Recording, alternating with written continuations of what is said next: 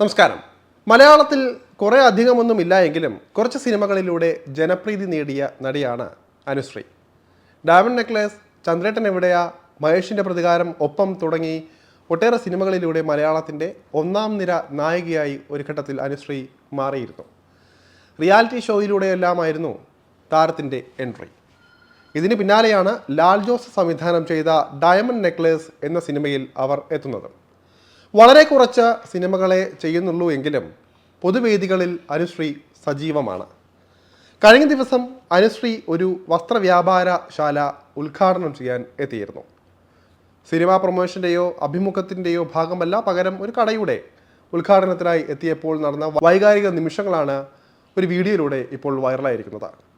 ഉദ്ഘാടനത്തിൻ്റെ ആഘോഷത്തിനിടയിലും കണ്ടുനിന്നവരുടെ കണ്ണ് കലങ്ങുന്ന ഒരു സംഭവമാണ് ഉണ്ടായത്.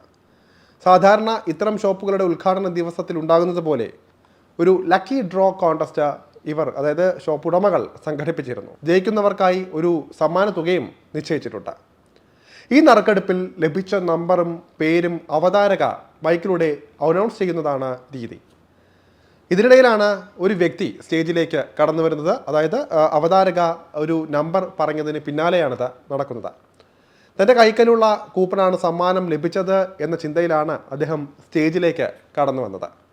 എന്നാൽ അവതാരക അദ്ദേഹത്തിൻ്റെ പക്കലുള്ള കൂപ്പൺ നോക്കിയപ്പോഴാണ് മനസ്സിലായത് സമ്മാനത്തിന് അർഹമായ നമ്പർ അല്ല അത് എന്ന്. അവതാരക അനൗൺസ് ചെയ്തതിൽ വന്ന പിശക് കാരണം താനാണ് വിജയി എന്ന് തെറ്റിദ്ധരിക്കുകയായിരുന്നു അദ്ദേഹം.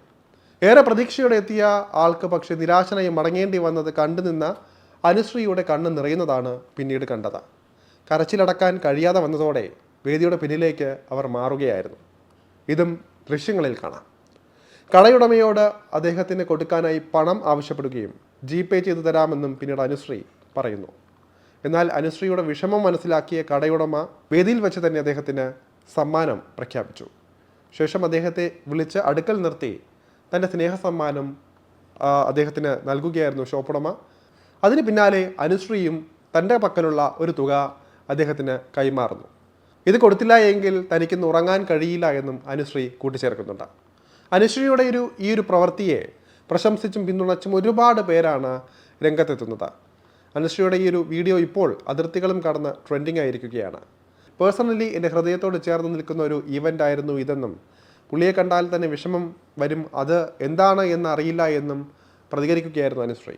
അതേസമയം മനുവിൻ്റെ നല്ല മനസ്സിനെക്കുറിച്ചാണ് ഇപ്പോൾ സോഷ്യൽ മീഡിയയിലെ സംസാരമൊക്കെയും. ഒരിക്കലും അദ്ദേഹത്തിന് വേണ്ടി പണം നൽകേണ്ട ഉത്തരവാദിത്തം അനുശ്രീക്ക് ഇല്ലായിരുന്നു. എന്നിട്ടും അവർ കാണിച്ച മനസാക്ഷിക്കാണ് കയ്യടി നൽകേണ്ടത് എന്ന് ആരാധകർ കുറിക്കുന്നുണ്ട്.